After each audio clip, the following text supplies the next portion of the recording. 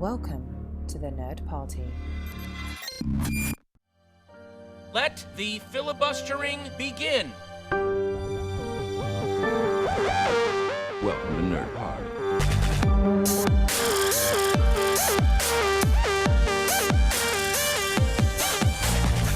Hello and welcome to Filibuster here on the Nerd Party Network, where we're all just Barbenheimer girls living in a Barbenheimer world.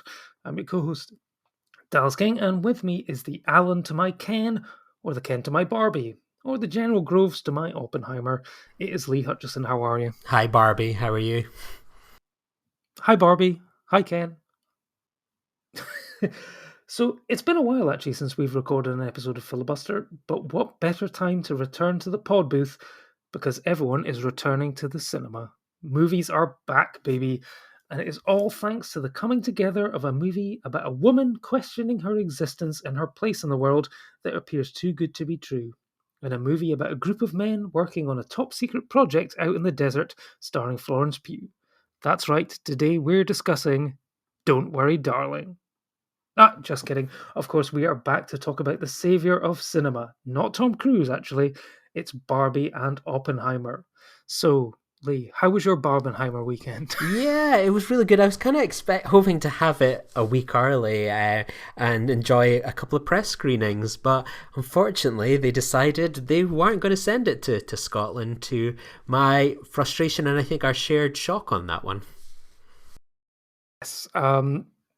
Yes, so Scotland gets a week of release press screenings where we get to go along and see films which are coming out this week. However, Barbenheimer did not happen for Scotland, and I believe it was down to the fact that if both were being screened in a press screening on the same day, I think there was probably a lot of behind-the-scenes arguments about which one would have been screened first, and neither one probably wanted to back down, and therefore we got nothing. So, but London, however, got probably about 5 or 6 different options to go and watch Barbie or Oppenheimer in the week up to release, with some people gloating that they'd seen it 3 times before it even came out. So yes, always think about the Scottish audiences. You know, we want to review these films too, not just see them early, but actually review them. So yeah, rant over about that. But I think it's fair to say that the Barbenheimer effect was in full effect. The poor choice of words there. In full effect this weekend, with cinemas busier than, well, from what we can gather, the busiest cinema weekend since Endgame back in 2019, when the culmination of the MCU phase, what was it, phase 3 by that point, where everything came together for the biggest Marvel movie of all time, and probably the point when Marvel probably should have actually taken a break, to be honest, because things have not really been able to hit that peak since. But let's just go through. I've got so Jonathan MB32 on Twitter actually managed to put together a thread of every major and stupidly minor crazy thing that Barbenheimer did at the box office this weekend. So it was, in terms of box office history, the first time that 2 movies opened to over $80 million each. It was the first time that so many. Barbie was the biggest opening weekend of all time that did not have a single IMAX screen. The previous time was one of the Twilight films, all the way back in about 2012. Barbie is the highest opening weekend of all time for a movie with a female director, solo and or joint. The previous one being Captain Marvel, that was jointly done with Anna Fung. Oppenheimer's opening weekend is the second biggest of all time for a biopic behind American Sniper, the biggest R-rated opening other than Joker in 2019, and the 12th biggest of all time. I mean, all these events, it's the biggest. It was the biggest opening weekend in the UK, for many since Endgame as well. The records are tumbling down, and if you look back to around about a month ago, Barbie was tracking to do about 75 million, and Oppenheimer, I think, was going to top out at about between 30 and 40 million. And then, the Barbenheimer effect came in and boosted, people went to see both films at the time. I mean, let's face it, people will probably take the wrong lessons from this. I mean, I've already seen Paramount trying to push Saw Patrol, Saw X, Paw Patrol in release on the same weekend. And yeah, people are going to think, oh yeah, people just want to do silly double bills. No, it's about the fact that, there were two quality films which were, poles apart in terms of content. But, this was something that organically came about through the internet. If this had been like a marketing tool from the outset from the studios, it would not have been able to do this. If they'd tried to do their own T-shirts and memes and stuff like that, I think it would have come across as incredibly false, and people would not have bought into it in the same way. And yeah, it's going to be interesting to see. Hollywood always seems to learn the wrong lessons here. Cinemas are back, but I put up a thing with it's that picture of Henry Cavill on the red carpet with Jason Momoa sneaking up behind him. It's like cinemas celebrating the fact that everyone's coming back to watch the movies, and then it's like studios ready to delay their movies because they don't want to pay. They don't want to debate and negotiate with the unions. So it's back at the moment. Whether it stays back to that levels, I guess we're going to have to see. But I mean, what was your experience of the cinemas at the weekend? With lots of pink, was people doing both? What was the buzz like in Edinburgh? How did you watch your Barbenheimer double bill? What was the order and what formats? This is the first time since um, I saw Insomnia, I guess, on the second day of release. But since Insomnia, that I've not had a chance to see a Christopher Nolan film on opening day. I had a really busy day. I know. On Friday, I had to go to a concert down in Newcastle. Saturday, I had a hot romantic dinner date and stuff. So just timing didn't want to work in, and I wanted to do them both as a double feature. But it was You wanted to do the full Barbenheimer. I've seen people doing both. It's like the film critics in London. That's something. They watched Barbie on one day and Oppenheimer on another day. They didn't full Barbenheim. Yeah, you have to do them on the same day. That's the way it is. And it was one of those ones, like, I was so conscious recently in Edinburgh where I live. There's been like Harry Styles concerts, etc. And it was always one of those ones you could pick out who was going to a Harry Styles gig based on how they were dressed and just, groups and so on. And going in and around sort of town in Edinburgh, and living and staying near cinemas, it was so easy to see people dressed in pink, people putting a bit of effort in, people that were in Nando's beforehand with a pink bucket hat where they were all going, for example. At least the Harry Styles fans got to reuse their outfits. That's exactly true, yeah. So it was one of those ones, it was great to see, passing by cinema, seeing them absolutely rammed with people, for example. And what the option that we decided to go for was, 11 a.m. screening of Oppenheimer in IMAX, and then we followed that up with a couple of hours after some lunch, was to go see Barbie and so on. And it was one of the things I had to be reminded for our Barbenheimer experience that we were seeing two films that day, because I think my interest and focus was very much on Oppenheimer, which is probably safe to describe as a bit of me in terms of the the people that are involved in that, the plot. I'm certainly a huge fan of Greta Gerwig and Noah Baumbach's work and so on, but in terms of the one I was particularly excited and interested for was Oppenheimer. And much like the whole weekend, it was a sellout in IMAX, people sitting in the front rows and the sides, the undesirable seats, complete sellout. And I was getting flashbacks to the Minion films when a whole group of guys came in all suited up for the film as well. So yeah, the IMAX was packed, and then we were in a slightly smaller screen for Barbie, but again, peak of every screen being in demand. It wasn't always going to be the big screens and so on. So that one had, again, a lot of young women, people in pink, people that brought their kids along. But one thing that was clear for me over the whole weekend, whether it was passing cinemas or seeing people dressed in pink going around, was, wow, I haven't seen this crowd represented in cinemas or coming into cinemas in a long time, which I think I've said many a time. You can't rely on just the 20 to 40 age bracket to be going to see films, to be catering to them. Like, as much as maybe films are being aimed at us, or even films that are being aimed at younger women or kids, etc., whoever, people need to turn up, and that age demographic and gender really turned up in numbers this weekend, which is fantastic to see that representation in cinemas, because I'm the same as you, cinemas are not back. Like, there are huge problems in the weeks that are to come after these films start to dissipate and drop off that will not be rectified. But am I seeing films on the horizon that's going to bring the Barbie crowd back in anytime soon? Not particularly, so it's a huge worry. Yeah, I mean, I haven't seen. I mean, I've been to the cinema the last 3 days in a row, and I haven't seen it this busy since. Yeah, you're probably talking like Endgame or something like that, or certainly pre-pandemic. As much as Top Gun Maverick did really well last year, part of that was in a case of there wasn't actually much competition for it. So, and yet this was definitely, I've seen some people complain that the oversaturation of the Barbie marketing. However, it clearly did a job, because there was people here who'd probably not been to the cinema in a long time. I mean, there was a couple behind me who probably took their 6-year-old daughter to Barbie.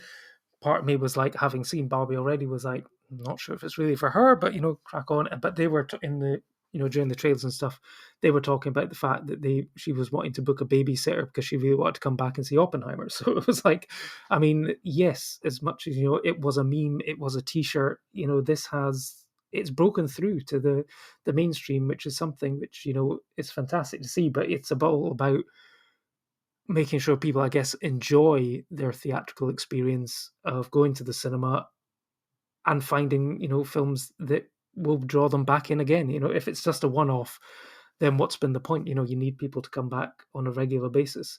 So yeah, it's going to be interesting to see how it plays out. But I mean, I was down Glasgow on opening day, and it was queued out the door, just to get in. They opened at 12, but there was already queue at like quarter to 12, people getting in. For Barbie, it was sellout, and then Oppenheimer and 70mm sellout, and there was quite a lot of people doing the double bill, which was great to see. I had my Barbenheimer T-shirt, half Barbie, half Oppenheimer, and I'd certainly been planning on doing Oppenheimer and then Barbie, because I figured you wouldn't have your dessert before your main. However, just purely down to the timings of formats, because I went to see it on 70mm, I ended up doing Barbie first. And in a weird way, it turned out I was kind of glad to do that. I think just the sheer power and devastation that you kind of feel at the end of Oppenheimer is like, you would kind of need a bit of time. I think you took a lunch break before sort of diving back into Barbie. Going straight into Barbie afterwards might have been odd, but it was interesting, and this whole thing came about from essentially Warner Brothers doing a petty move, in the fact that, up until this point, Christopher Nolan had done all of his films at Warner Brothers, but then moved across to Universal to do this. And Warner Brothers decided to, they got their nose out of joint somewhat and thought it'd be funny to, counter program and put Barbie on their own film, Barbie, against Oppenheimer. Yet it turned out better for both of them in the end. Oppenheimer is like the third biggest opening of Christopher Nolan's career and the highest non-Batman related film. It's just insane how it worked out. And yeah, it's worked out great for both of them. Yeah, and it's worked out well for cinemas, and I mean, it was crazy to see. It probably worked out for clothing companies and all those local restaurants and Sainsbury's across the street from cinemas, where people need to buy their snacks and so on. It seems that a lot of people made their money off the Barbenheimer effect, which is great to see in these kind of tough times. And I can only hope that the staff didn't suffer too much, because I can only imagine that the turnaround times on some of those screens would have been horrendous. So having to clear, hopefully everyone, did a nice thing and like took the rubbish with them, put it in the bin, recycled and all that, and wasn't, too, didn't treat the staff with too much disrespect, because I expect, it was going to be a hell of a weekend for them. I know, like, in the GFT, the screening times, the start of the film was delayed in order to make sure everyone got in and sat down. and stuff like that, which would have then, created a tighter turnaround on the other end. So, and I know a lot of people, certainly at the sort of IMAX screenings, where it was maybe their first time doing an IMAX print since probably a previous Christopher Nolan film before the pandemic and stuff like that. And then I know a lot of people had issues at some screenings, so hopefully, everyone tried to deal with it as best they could. Which is why you should have proper projectionists in all your cinemas as well. So hey, that's that. But I guess we should actually probably talk about the films. Barbenheimer is real, but what about the actual films that we went to see? So first up, we're going to do Barbie first, Barbenheimer. So we're going to do Barbie first. So this is a film which went through many phases of development. Most recently, it had Amy Schumer attached before Greta Gerwig came on board to direct a script that was written by herself and partner Noah Baumbach. So when strange things start occurring in the perfect world of Barbie Land, Barbie and Ken, played by Margot Robbie and Ryan Gosling, and many others, because there are lots of Barbies and there are lots of Kens. But the stereotypical Barbie and Ken are forced to travel to the real world to try and find the cause of the problems. So I think it's fair to say that I probably went in expecting something between the Lego movie meets the Matrix. There's a scene where Barbie is offered the chance to go back to normal, forget everything ever happened, or, take the Birkenstock and head into the real world. But it turns out that this film was a lot more than that. I guess whether or not, that is a good thing or a bad thing, was Life in Plastic fantastic or not? I guess that's what we're here to decide. So, Lee, what did you make of the Barbie movie? Actually, I say it's called the Barbie movie. It's just called Barbie. Yeah, it's just Barbie. Drop the. It's cleaner. It's one of those ones. I was wary going in because I wasn't particularly blown away by the trailers, and there was elements that I thought looked like it would be a good time. I think Margot Robbie's a great actress. I particularly like Ryan Gosling in comedies. Greta Gerwig and Noah Baumbach have written one of my favourite films of the past few years. I think Gerwig is 2 for 2 and some when it came to Lady Bird and Little Women. So I was really keen to see what they would do with something that I would just instantly dismiss. Like, seeing them attached was like, okay, this has credibility. I wouldn't ever think of any of them as sellouts or anything like that. So I know that they're going to bring their own to this film. And whether it was impacted by watching Oppenheimer first or what, but I remember just watching the film, and in the first few minutes I was kind of into it as a bit, and as the film was kind of going on, I remembered at one point just turning to my partner and just going, this is like really bad, isn't it? And she just kind of turned back and was like, yeah. I just thought it was just such a huge disappointment because I found very little of it worked. I just didn't think the messaging landed at all and so on. Like, the messages it's saying about gender and feminism are spot on, like so strong, but I don't know who they're aiming that message at. Is it messaging it at the women in the audience that might think incredibly less of themselves, which, as we get from the big speeches, is probably likely the case? Is it being aimed at sort of the Kens in the crowd? I don't kind of think so. It's just one of those ones. I think the film thinks it's very smart and wants you to think it's very smart with its messaging, and it's certainly sending out really positive signals, but I don't know who those signals are being aimed at and who's going to leave Barbie thinking any differently to when they went into it. I think that's the frustration of it all, and I just didn't think the plot was particularly good. I thought the whole aspect with the Mattel element, again, I saw it worked well, kind of, I guess, a blend on, like the Lego movie, sort of how the real world and that could come together.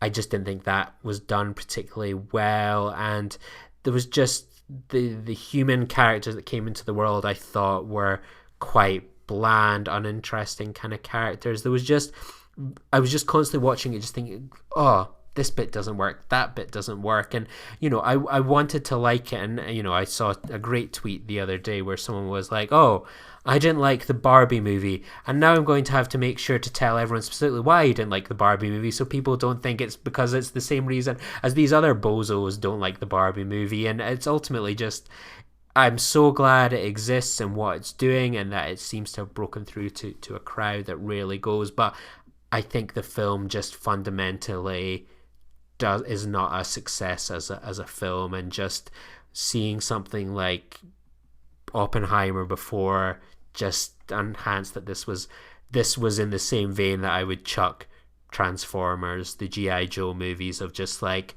they are commercialist products and stuff like that, and all film is, whatever, like, I get it, but this is ultimately, it is a toy advert, and it never escaped that for me, which is disappointing, and was probably the least I expected Gerwig and Baumbach to do.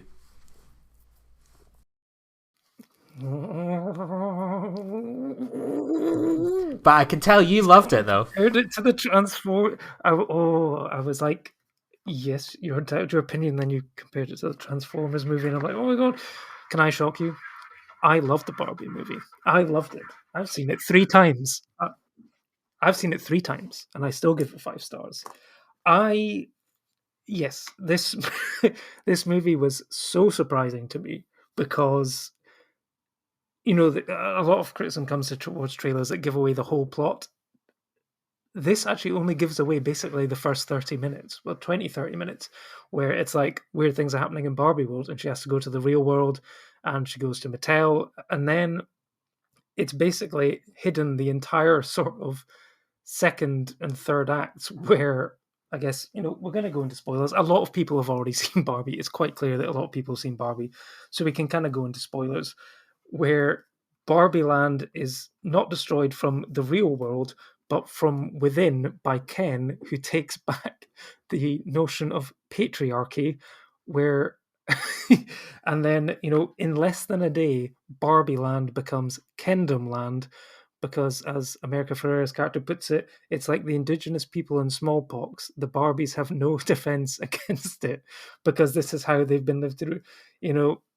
It's very self-aware. In actually, even one of the trailers sort of says, movie is for people who love Barbie and for people who hate Barbie.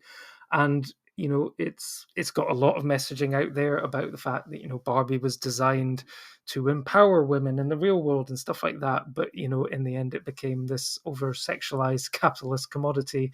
And yes, despite it has messaging against that, yet there were people who were probably going to spend a lot of money on the limited edition Margot Robbie, Ryan Gosling versions of the dolls, which are coming out in the same way that you watch Air and you're like, oh, I really shouldn't, but I really want to buy a pair of Air Jordans.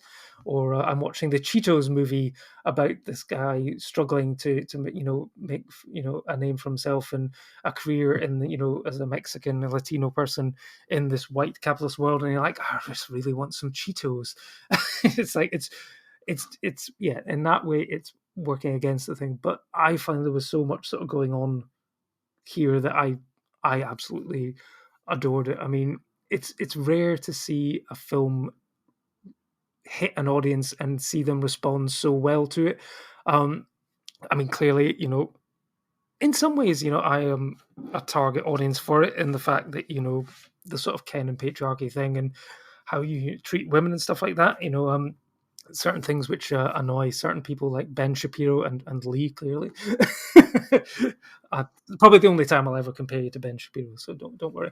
It's even if he did, he even watch that film, or did he just stand next to a standee? Oh, I can't even bear to think of the thought of watching that. And it's just one of those ones. It's like the whole Last Jedi thing all over again. And it's one of those ones where it's one of those ones. Like, the film is, of course, it's woke, and that's not a bad thing at all, and so on. Like, I still don't even really know what woke means. Oh, it just means it's just a word put out there the debate. I It's disagree. utter shite. And I mean, it's one of those things, like, if we take woke as meaning kind of progressive and it's giving people that are underrepresented opportunities, that's what Barbie is. And, like, good for it and stuff. Like, you need more films like Barbie and so on. It's just, I don't think Barbie's like a particularly good film and so on. But, you know, imagine having a problem with people talking about the feminist message of Barbie, which is pretty strong. I mean, you know, there was one part that did particularly piss me off, which was the beginning. Like, the whole film opens up with, like, oh, in the, you know, before Barbie came along, people just played with, like, these little baby dolls and so on, that kind of conditioned people to, you know, think ahead about sort of motherhood and breeding children, etc. And then Barbie came along and, you know, brought in apparently this revolution and so on, which obviously is debated. But then at the end, where they show, like, the impact of, like, Barbie on what's like to be a woman in the real world, and 90% of it is, like, motherhood and being a mother and being a parent. Like, that's not the full spectrum of the female experience, and the film seems just to kind of contradict like what should have been a positive message, like, of, like, actually it's just, you know, nothing's changed and so on, but which is kind of right, but actually how it's portrayed here is kind of like falling into that trap and not showing a real decent spectrum, I guess. Yeah, no, I mean, it's, you see, what you're doing is what many people on the internet are not doing, is, you see, you're arguing your case, which is, you know, fair enough. You know, I enjoyed the movie. I thought it had some interesting things to say. I liked the existential crisis of it all. It turned out to be an actually interesting way of watching Barbie first, where, you know, she's got that line of, "Hey guys, do you ever think about dying?" And then going into Oppenheimer, where it's impossible to reach the end of that movie and not think about dying. So yeah, and it turns out they were actually a really good double bill. But, you know, it was a lot deeper than I ever expected it to be. I mean, the whole patriarchy sort of stuff. It was on the third viewing I realized it was actually a Fight Club connection, where it's like, you know, Ken has tried to instill this patriarchal world because essentially he's upset that Barbie isn't really paying any attention to him, and, you know, manages to brainwash all the other Barbies. And it's like, you know, even Barbie's still like, oh gosh, you know, I hope, you know, do you think he even still likes me? And then it's like, you know, what should I do? And he's like, your boyfriend stole your house, brainwashed all your friends, and is trying to control the government. And it's just like, oh yeah, no, that's right. And it's like, it's interesting because, you know, Ken should be like an absolute villain. His behavior is, you know, manipulative. You know, that they're gaslighting and stuff like that. Yet, I don't know if it's because it's Ryan Gosling. You know, he gets away with it. But there are times when, even when he's like saying this stuff to Barbie, it's like when she looks away, he is conflicted. You know, I think it's an incredible performance from Ryan Gosling. You know, there's it's like there's some of the facial expressions, like when he's like looking at Simu Liu's Ken dancing and the jealousy on his face and stuff. It's just incredible. But it's like there's a lot of people out there. It's like, tell me you haven't seen The Nice Guys by not saying you haven't seen The Nice Guys, and it's just like, oh my gosh, Ryan Gosling's so amazing at comedy. And it's like, well, clearly, yes, you haven't watched The Nice Guys or Crazy Stupid Love. But I mean, there's the way that people responded to his character. I mean, this is one way that certainly Warner Brothers and that will miss the entire messaging of the film, is basically by green lighting a Ken movie straight away. And it's like, oh, you know, you don't really get the point. But you know, the women were responding to him. Certainly, there was a scene where he like is doing pull-ups and his abs are shown, and like one woman next to me audibly moaned. It was just like, wow. And it's like, yeah, no, I mean, there was so much that I loved about this movie. I mean, Margot Robbie, you know, queen of the single tier, you know, following Babylon, and this, you know, it's, you know, this is certainly proof that, you know, obviously there's the Barbie name, but, you know, Margot Robbie can now open a movie. You know, people were saying that after Babylon and stuff that she couldn't. Yeah, she can. And yeah, I mean, there were so many the highlights. I mean, the moment when the audience gasped when like Ryan Gosling was like, "No, you failed me," and like, yeah, the audience. I mean, yeah, it wasn't made for me, but yeah, this audience is responding to this movie in a way which I haven't heard and seen in a long time. Yeah, I think there's definitely a future where this gets some sort of great release at the Prince Charles Cinema. Like it's whether it's a sing along version or something, like this film is destined to have that type of life, I think. Yeah, and it's funny that I didn't realize until someone brought it up, like about just on the opening day, that this actually should have happened. What was it, like 15 years ago, when apparently Mamma Mia was released on the same day as The Dark Knight, and that was Warner Brothers and Universal, but just the other way around. It's like if they'd leaned into that, we could have had Mama Night or The Dark Mia or something like that, But hey, we'll have to see what happens in the future. But I think that this is there's going to be a lot of analyzing of this film for all different reasons, the box office success, the marketing, the messaging and stuff like that. But this is, I mean, it's obviously already got to the point where you every movie now these days has to have talk about Oscar buzz and stuff like that. And I can see it being nominated for actually a lot more than potentially it would have been, given the fact that certain films may not go into the Oscar race this year. They might get pushed. So I mean, there's obviously talk of director, best film, best actress, best supporting actor, production design, costume design, songs. I mean, the musical numbers in here, I'm Just Ken, etc. Or even best adapted screenplay.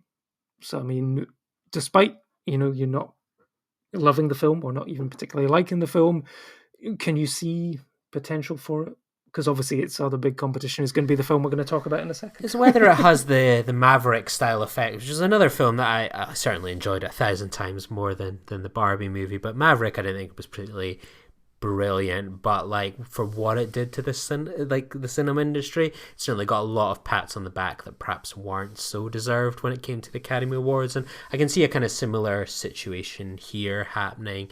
I certainly think there's potential for it and so on. I mean, it's safe to say like production design and an original song I think it's going to go for, and I think there'll definitely be probably an adapted screenplay nomination, which I don't agree with, but I can see it happening. There'll definitely be some nods. I agree and stuff. with it, but I mean, Greta Gerwig should technically already have one. She should have won for Little Women over Jojo Rabbit. But hey. Oh god, absolutely, no doubt there.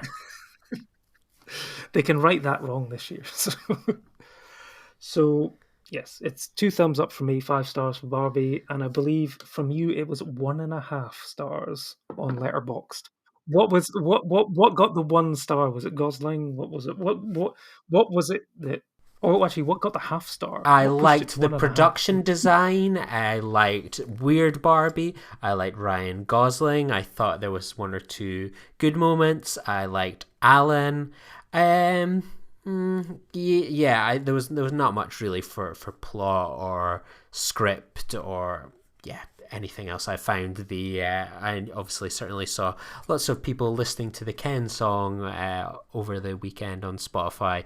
I didn't even particularly like that. It was just one of those things, like it wasn't one like some of the recent Marvel films or something like Avatar 2 where I'm like, I actively dislike this, I'm going to try and fall asleep for a little bit. But this, I was kind of like engaged, but it was more just trying to process what was happening in front of me and the huge disappointment I was experiencing.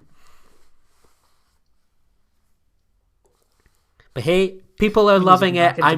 People are loving it. I'm in the minority. Don't take away. Exactly. Don't take away. Although you do realise that Billy will never speak to you again. So that's Billy Melissa Rogan. She will never speak to you again based on this. So yeah, that'll be an interesting future episode of the A24 project if she's back on and you're having to justify. And the reality is, a lot of people are very happy with it and love it, and good for them. Like I would never be the one to kind of shit on anyone's parade and stuff like that, because there's nothing more tedious. You're doing it correctly. You've laid out your points, but you're not actively trolling people on the internet for liking a movie. Everyone's allowed their own opinion. Exactly. It's just you don't. And the reason I added that half star, maybe I didn't want to be the person where, you know, not that I ever really write letterbox reviews, but I saw people that wrote kind of like, this is really woke or blah, blah, blah, and that kind of nonsense that posted those reviews on letterbox. People were making memes out of them. So if I was going to be critical, I best just add on the extra half star for insurance. But it deserved that extra half star. It's you know, I'm just really a bit, frankly, worried about Greta Gerwig's future. I want to see, I think it was Ayanna Murray who'd previously been on here before, was going like, I kind of miss Lady Bird, Greta Gerwig, and I'm the same. I mean, I love Little Women, but, you know, I want to see her maybe doing some original stuff. And I mean, Barbie in itself is something that you can do really something unique kind of with and so on, whether you like it or not. But what can you really do with, you know, Lion, the Witch, and the Wardrobe and two of those movies? Like, I want to see her doing original stuff again and doing some original scripts, and I'm just sad that we're kind of losing that as well. So, you know, I'm sure it's exciting to see her getting big projects, but is it at the expense of original projects? Like, give her 100 million to do whatever she wants. Like White Noise, Baumbach got that. I mean, whoever talks about White Noise, he got to do it. Give her 100 million, do whatever she wants to do with it. I just don't want to see her doing that. Yeah, give her 100 million to do whatever she wants, but siphon off 20 million for a low budget indie film. Yeah, which, you know, apparently would cost 20 million these days. But yeah, no, Greta, do the George Clooney, one for them, one for you. You know, don't get lost in the wardrobe completely yet. So on to the second part of our double bill, the Heimer of Barbenheimer, Oppenheimer. Written and directed by Christopher Nolan, it looks at the life of J. Robert Oppenheimer, played by Cillian Murphy, in the lead up to the Trinity test and subsequent fallout following the atomic bombs dropped on Japan in World War II. Stars an A-list cast, including Emily Blunt, Matt Damon, Robert Downey Jr., Florence Pugh, Benny Safdie, Josh Hartnett, Rami Malek. The list goes on and on. Oh, Kenneth Branagh, forgot about him. Told through two different perspectives. One, fission in colour from the subjective viewpoint of Oppenheimer himself, and two, fusion in black and white from the objective viewpoint of Louis Strauss, a former colleague turned nemesis. So, Lee, this was your preferred option of the double bill, and I would have to say before Barbenheimer weekend, it was the one that I was looking forward to more. So, I mean, how did you experience Oppenheimer? What format did you choose? IMAX. Had to be IMAX. I'm in London at the end of August for work, and I've got a kind of free day, so I'm secretly hoping I've got enough time to try and squeeze in Oppenheimer in 70mm IMAX there. I went to see it, and I just was constantly kind of, if there was one film, I obviously wanted to do it in the double bill, but there was always the thing of like, oh, I wonder if I could squeeze in. Like, I never had time to squeeze it in early, but I just really wanted to see this film because I've said it in the past. One of the things I particularly love, I think it's classed as halogen core, which really doesn't apply to a period piece film, is I'm really interested in people that are going about their job and when there's a tension built in. Usually it's about journalism. So a film like this about the inventor of the nuclear bomb and the ticking clock element and the moral conundrum of it all had me I just loved it. Like, from the first few minutes of like, there's people talking, there's people going about their job, there are people sharing their expertise, people walking down corridors, sitting at chairs. I was absolutely gripped. I mean, the score, the production design, I was in my absolute element. I mean, the 3 hours just absolutely flew by. And what I loved about it as well was, I mean, obviously we've all seen terrible takes of the film and so on. But I mean, the film is very anti-war, probably. It's very anti-nuclear weapons, etc. And it's one of those ones, what I love about this film is that you can relate to this person's conundrum of what would you do, like, in this situation. It's essentially kill or be killed. Do you make the weapon? Do you not? Like, how do you go around that? And then what happens next when you've made the weapon and used it? You know, is it one of those things, as you say, it's the arm race? How do you get the rabbit back in the hat?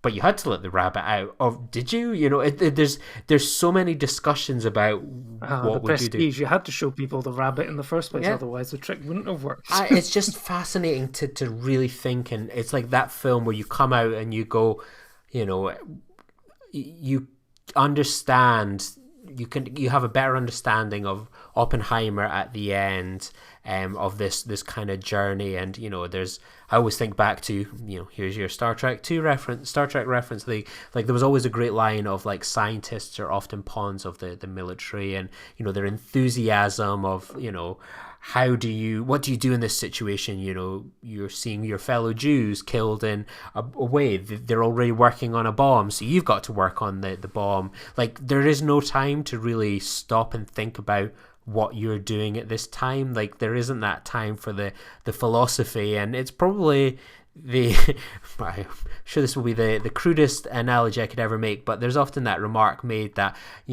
often when a man comes, that's when the moment of shame happens and doubt of like, oh my God, why did I do that? And that's what we experience in this film of like, you've done what you've done, and dealing with that shame and the guilt of what you've essentially done, and how do you grapple with that legacy of essentially setting off a nuclear bomb and potentially going to bring around the end of the world. Because obviously Oppenheimer died in the 60s, and he lived through a period of time where people genuinely believed, young kids, adults, that the world could end any day and so on. And how do you live with that and the blame of it all? It's just fascinating to watch. I've had the book for a couple of years, American Prometheus, which the film is based on, and I think as of tomorrow I'm going to start diving into that. At long last, I wanted to hold off as long as possible, so tomorrow's the chance. What about yourself? You didn't obviously enjoy this one as much as Barbie, it sounds like. Oh no, I did like it. It just Barbie just hit differently for me. Again, could it have been perhaps the order that it was done in? But so you didn't get swayed by the terrible internet takes at the moment, which are this film had too much Oppenheimer in it.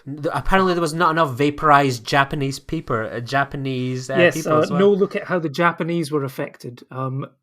That's because it's a film called Oppenheimer, and it's about his journey through this. And it's like, oh my goodness gracious.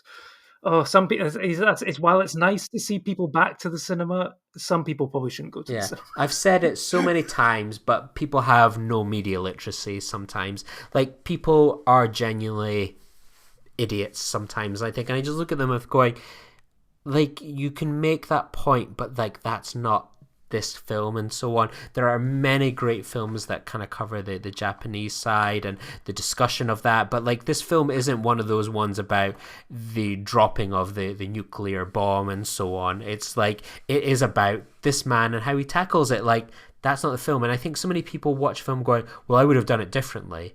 Yeah, I might have had similar thoughts about Barbie, but like, it doesn't make me valid. I have to judge it on what it is and the story it's telling, whether that's effective or not. Not, well, there was a bunch of missing people that were vaporized. Go watch the beginning of like Wolverine or whatever it was, the one where he gets vaporized. Yeah, go watch that instead. No, for me, I mean, what I find interesting is that it was less about the building of the bomb. I mean, the trailer sort of indicates that this film is about the creation of the bomb and the Trinity test, and that's kind of where it's going to end. But for me, the film actually got better and more interesting after that point, when you do see the weight and the struggle of, particularly in that scene where they're all cheering in like this little makeshift auditorium that they've built, and everyone's like really happy. It's like, yeah, we've dropped the bomb, we've ended the war and whatever. And it's like, yeah, but you've also killed over 110,000 people. And he's like, suddenly like, oh crap. It's like, up until that point, I kind of felt like Oppenheimer's a man who's like, he's almost like in charge of this project because he wants to see if he can do it. He's like so obsessed with the fact that I can, taking the theory and turning it into reality, that he hasn't quite processed what it actually means. And then it's when he starts thinking, oh crap, what have we done? That's when the film got really interesting for me. And there's several times, like you say, it's a very talky film.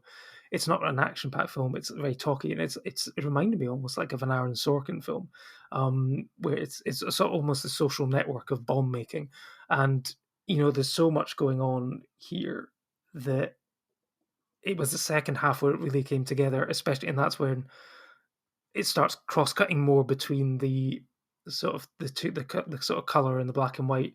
And I mean, Robert Downey Jr. is just incredible in the second half, and um, actually, surprisingly, someone who doesn't really get talked about much, but for me, Jason Clarke was incredible in the sort of the scenes where Oppenheimer's being questioned about, he's in the process of losing his security pass, and he's being questioned about all this sort of stuff. And there's so many great scenes in that. A lot of has been made of Christopher Nolan, and the sort of the sound mixing and his interpretation and representation of female characters. And this, you know, Emily Blunt doesn't have a huge amount to do in the lead up to it, but again, this is from the perspective of one man, so therefore you can kind of see where he's going with it. But she does get an incredible scene towards the end, which kind of flips what I thought was going to happen, where it was like Jason Clarke's going to just eviscerate her. He's going to play up on the fact that she's clearly an alcoholic and stuff, and she just turns the tables on him and is amazing. I mean, there's obviously a lot of debate probably on the internet at the moment. I think I've tried to avoid it, but people talked about this is Nolan's first movie with a sex scene, and it's a sex scene that only Nolan could do. And yes, it's Florence Pugh making Cillian Murphy read Sanskrit, the infamous "Now I am become death, the destroyer of worlds," while riding him like a bitch from hell. And it's just like, wow. And I can only imagine what that must have been like in IMAX. Yeah, it's what the format was made for, and it's one of those things that I'd recommend it as well, where it's we've spoken about marketing, and I think it's actually only fair to highlight the Criterion channel. That even if you are subscribed or not, the Criterion channel have dropped an 80s documentary called The Day After Trinity. So it kind of it tells a sort of story about sort of like the creation of the making of the bomb, with interviews with the Manhattan project scientists, and sort of like archival footage. And I started it this afternoon after seeing it posted, but just log into their website, or app, type in The Day After Trinity, and you can watch this one for free and so on. It's really gripping so far, so you can do your homework if you're looking for a little something else afterwards. It's a great companion piece. I will. So yeah, I've got 5 minutes left, but so I mean, this is like an acting sort of masterclass. This is Cillian Murphy getting essentially, one of his, certainly his first lead role under Nolan. He's been in many films and a supporting character, but I mean, it's difficult to, obviously he's been talked about. Robert Downey Jr. is, I think, at this point a shoo-in for a Best Supporting Actor nomination. It's easily his best performance for me since Zodiac, sort of Kiss Kiss Bang Bang. Outside of, it's sort of people said, oh, it's nice to see him, reminding people that he's more than just Tony Stark, and it is. I thought he was sensational. But for you, or Dr. Dolittle. well, yeah, but for there's so many great actors in this. For let's pick out say top 5 performances from you from this film that are not Cillian Murphy and Robert Downey Jr. Because I mean you've got plenty to choose from. Benny Safdie. He continues to go from strength to strength in his that role. As an actor and so on. And I see he's kind of the next Safdie brothers film is now just going to be a singular Safdie. So yeah, Benny Safdie is as Edward Teller. I would kind of highlight Dane DeHaan, I think he's called that, sort of who sort of played the assistant to Robert Downey Jr. I thought he was excellent, and I really love Matt Damon as Leslie Groves and so on. Just like the idea that this is a man that really is supporting people, like, is just really nice to watch great management in action. As someone just loves watching people doing their jobs in film, he did his job very, very well. What about for yourself? Yeah, Matt Damon did get certainly all the best lines that got onto the trailer. And for me, actually, one of the standouts was someone who was written off by many people following the crashing and burning of a certain Star Wars film. But I thought Alden Ehrenreich was fantastic in this, and was able to stand toe to toe with Robert Downey Jr. in a couple of scenes as well. So, I mean, what's that? 3 minutes left.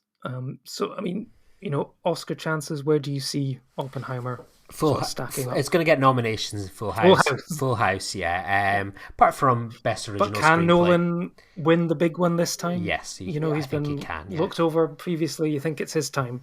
Yep. I think it's his to lose now, which is always the curse that people get from these things. But yeah, it's his to lose, and yeah, good luck to him. Yeah, I think it's going to do very well, and it just shows that if you give directors, both directors, carte blanche to work on a project, deliver what they want to do, people will come out and see it. People are tired of just churn and burn blockbusters. They want to see original filmmaking and quality filmmaking, and this has been reflected at the box office and the Oscars. And yes, will Hollywood learn the right lessons? I guess we've got to see. Is life going to be plastic and fantastic, or is it going to bomb? We'll find out. But yeah, thanks for listening. Let us know what you thought of Barbenheimer. Did you do both? What order did you do it in? And which was the better film? But yeah, Filibuster is now back. We'll have to see what else is coming out over the summer. But obviously also tune into the A24 project, where we've got lots coming up. Lots of A24 films coming out to fill in the gaps where studio films mysteriously get pulled from the schedule. But in the meantime, take care, and we'll speak to you soon. Join the revolution. Join the Nerd Party. Welcome to Nerd Party.